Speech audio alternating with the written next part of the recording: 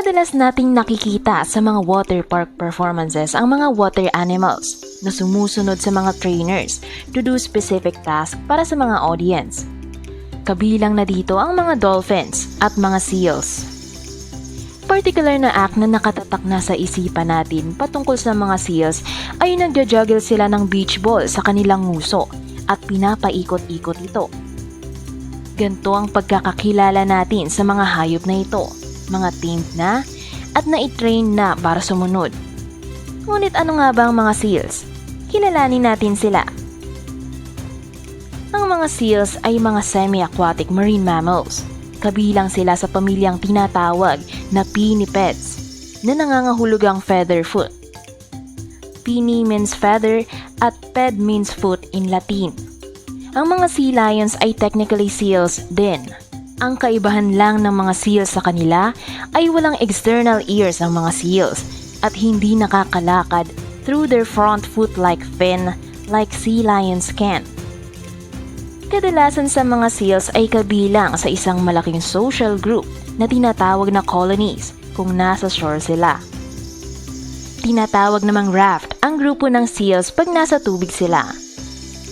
May tawag din sa lugar ng kanilang breeding grounds. It is called rookeries. At sa lugar na ito, ang mga lalaki ay naglalaban para sa prime areas with their loud roaring at paminsan-minsang violent blows. With their diving ability, reaching 100 feet deep and could remain submerged in waters for over an hour, madali nilang nahahanap ang kanilang mga pagkain. Ang mga isda, squid, at ibang mga invertebrate animals ang kadalasang pagkain nila. Mataas din ang lifespan ng mga seals. On average, 20 to 30 years umaabot ang buhay ng ilang species. Tulad ng Weddell seal na lampas pa sa 30 years ang lifespan. Contributing factor din kasi na konti lang ang mga predators ng mga seals. Kabilang na dito ang sharks, killer whales, at polar bears. Ang pinakamalaking threat sa buhay nila ay ang mga human activities such as hunting at pagkawasak ng kanilang natural habitat. Talakayin naman natin ang mga bodily special features ng mga seals.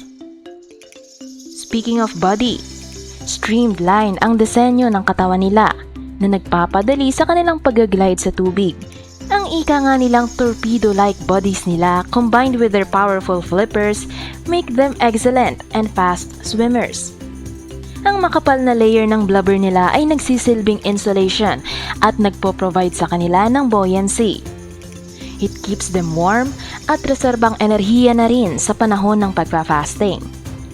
Minsan sa isang taon sila nagmo-molt o yung pagpapalit ng mga blubber nila o tinatawag ding shedding their old fur. Ginagawa nila ito sa lupa na malapit sa dagat. Umaabot sa 30 days ang pagmo-molt nila. Aside pa sa excellent underwater vision ng mga seals na adaptable sa air and water, merong thick but highly sensitive na whiskers ang mga seals sa kanilang snout. Tumutulong ito na makadetect ng mga prey even in murky waters.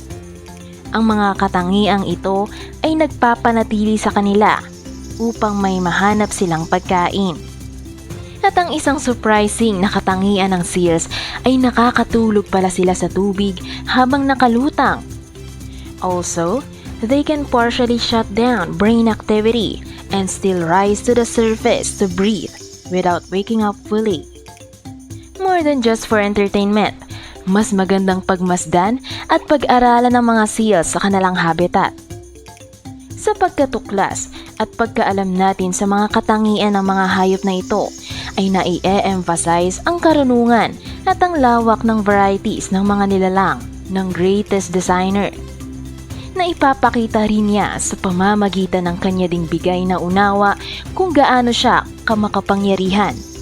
At matatanto natin ito habang nakikilala natin pa isa-isa ang kanyang wonders of creation.